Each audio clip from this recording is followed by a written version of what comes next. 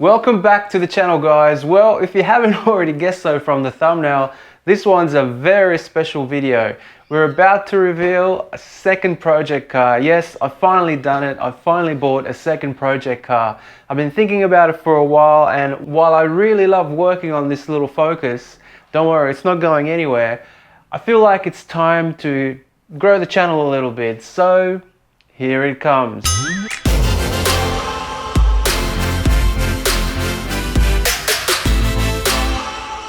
Alright, so firstly, thanks for being here and for supporting the channel.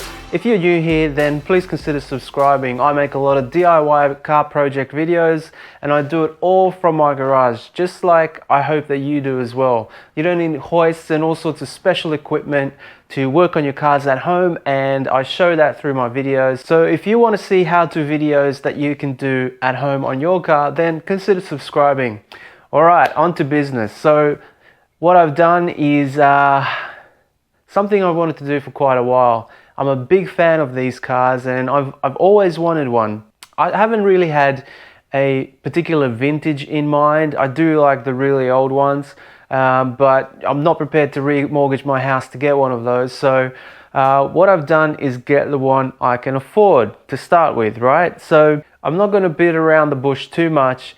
I just wanted to let you know that this is a really cool moment for me. I'm a massive fan of these cars, not because they're the best cars around. They're definitely not the best to drive or build. This isn't a Rolls Royce, but there's something about these cars, and there has been for many, many years.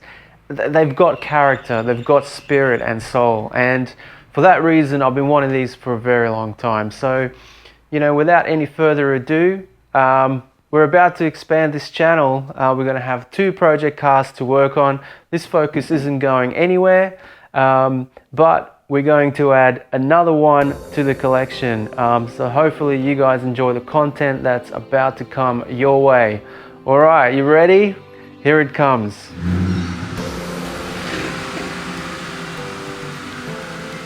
Have you guessed what it is yet? Come on, let's take a look. Why? It's the best Mustang from the 90s, of course. A 2001 SN95 New Edge Mustang Cobra.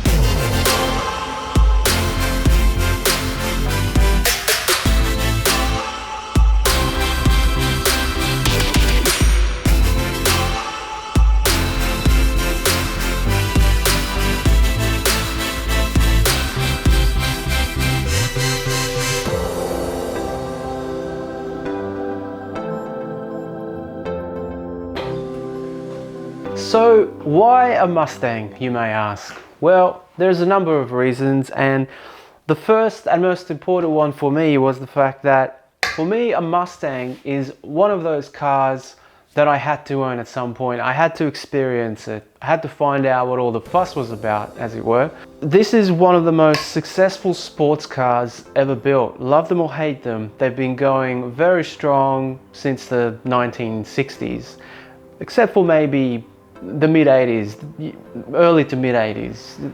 They weren't very good back then, but even now the Fox body Mustangs are going gangbusters. You know, people are collecting those now. So the other reason was these cars where I live in Australia are very, very rare. I know they're very common in the States and maybe some other parts of the Americas, but where I am in Australia, they only ever sold 250 New Edge Mustangs. So when this came up at a very, very good price, I had to have it. I'll be honest, at the time I was looking at another project car. I didn't even have these in my sights. I just thought they're way out of reach for what I want to do next on the channel. But the price was right and I went for it. And right now, I guess I'm in the honeymoon period because I'm really happy that I bought this car. And I'm looking forward to working on it and making videos for you on the channel. But look, I'll come clean. So these cars in Australia right now, because they're so rare, only 250 ever sold, they're going for roughly anywhere from $25,000 to $50,000, depending upon the condition. So I picked this one up for $13,000. That's $13,000. So at that price, I had to have it. Now, it's not perfect by all means, and there are issues with the car that I need to fix, and it's actually out of road registration right now, so I've got 6 weeks to fix this and get it right and get it back on the road. Otherwise, it needs to go through a very stringent inspection to get it back on the road. So lots of how-to videos coming on the channel about how to get this thing fixed so we can get it back on the road before the road registration completely lapses. Now, some of you might be wondering by now why I got this car so cheap. In Australian standards, that is. I understand that these are maybe a lot cheaper in the States, but they're quite rare here. So, you know, they're worth a little bit of money here. Still though, compared to what people are paying for them, I did get this car very, very cheap at $13,000. And the reason I managed to do that is because, well, it's not perfect, as you know, you probably have noticed that by now. And that's okay with me because it means that I've got plenty of videos to shoot and basically show you guys. So let me go through some of the things that aren't perfect on this car. Some of the reasons why you'll see videos on this car from me in the future. Alright, some of you may have noticed that the aerial is missing. Well, it's actually not missing. That's not one of the reasons why I got the car cheap. The aerial is right there on the floor. I just took it off. I removed it for this video. I don't like the whole aerial sticking up straight. It's a giant thing, and I think it makes the car look like an RC car. And this isn't a radio control car. It's not a toy. I want it to be a serious project. So that thing is gone. I'm probably going to get a shorty antenna for this thing just so I get radio reception back. But anyway, let's get on to why I got this car a little bit cheaper than what they're going for. The first reason was this car was fitted with lock nuts, and you can see that on the back here. I've already removed them. Okay, so what happened was the previous owner had lost the key.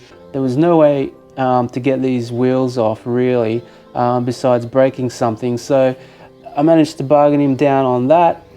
Took me about half a day, but with a lot of searching on YouTube, I found a few techniques on how to get these off, and one of them worked for me. And the one that I used was the socket method. So I punched on an 18mm socket and I used the pry bar to twist them off after I've lifted the car to get the pressure off the wheels. So those got removed. Now, besides that, the paint on this car is not perfect. Okay, I think you can see it there. There's a few scratches here and there, and at some point this car might get a respray. The other is there's a few parts that are damaged. So there's a damaged reflector indicator there. We've got a little bit more damage in the front here, nothing too major. Just overall, the paint condition is probably about a 5 out of 10. Also, it would seem that at some point this car had a front minor collision. The reason I know that that might be the case is because the front bumper and the front quarter, well, both read the different reds, and I'm pretty sure that's not how this car came out of the factory. So this bumper area was completely resprayed, and I know that that's the case because there's some overspray for you on the black trim. So it's had a minor incident, but I've checked everything underneath and everything looks nice and straight.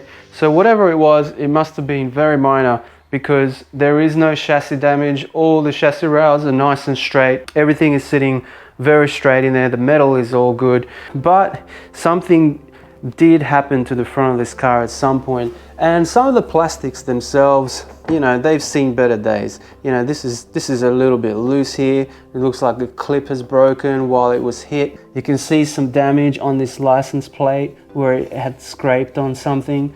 So I'm not sure whether this is the original bumper or not, but and whether it was even red to begin with. maybe this is a bumper of a different car, from a different colored Mustang. At some point this bumper will come off the car so that I can go through this car and make some do some maintenance.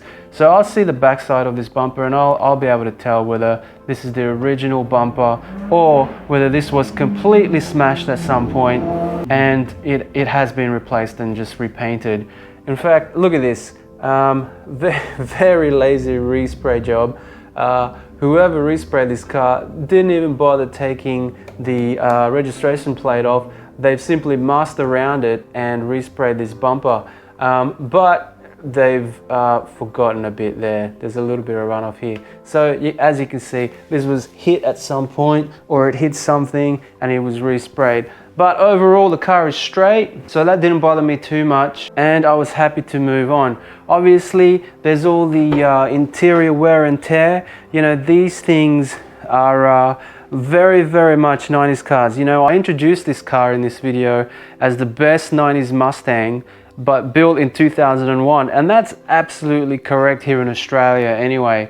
You know, an SM95 Mustang was first launched in the mid-90s, and this is a new Edge which started being sold here in 2001, but everything about it reeks of a 90s car, and that includes the design in the inside with all of its curves and bulbous buttons and all that good stuff.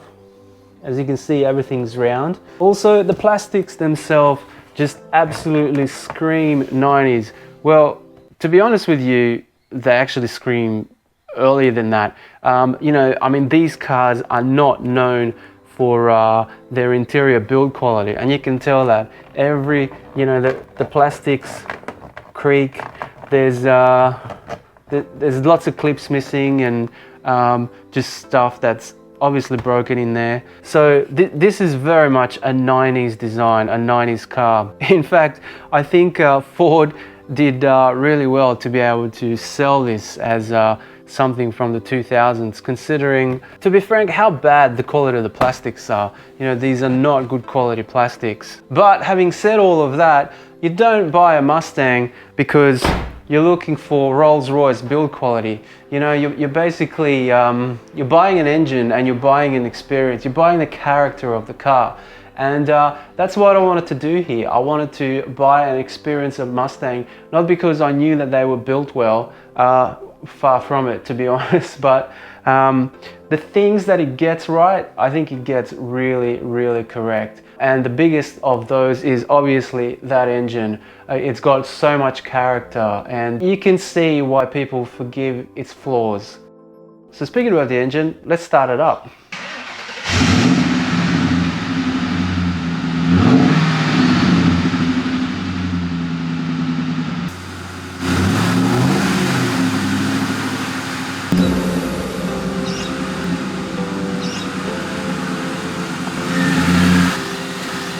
Of course, I was never going to end the video without going for a quick drive.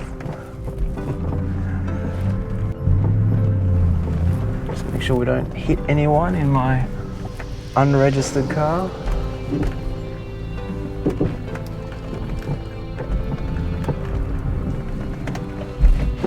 So far, so good.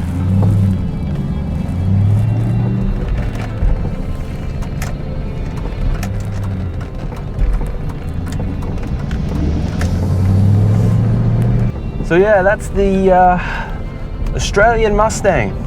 I'm really looking forward to making the content on this car. It drives pretty decent. Actually steers really well. Minus the groans that I'm hearing from the rear suspension. This is the Cobra, of course, so it does have the independent rear suspension. There's all the fancy control arms and everything, which some people say is more trouble than it's worth, but I guess we're about to find out.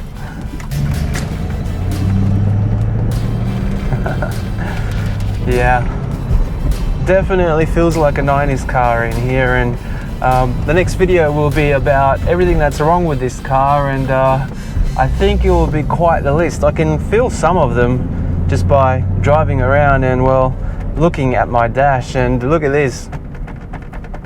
Definitely not a good sign, but that's what project cars are all about, right? Everything I touch seems to be made of plastic, or it creaks or it groans. But you don't buy a Mustang because you're expecting Audi build quality. You buy it for this.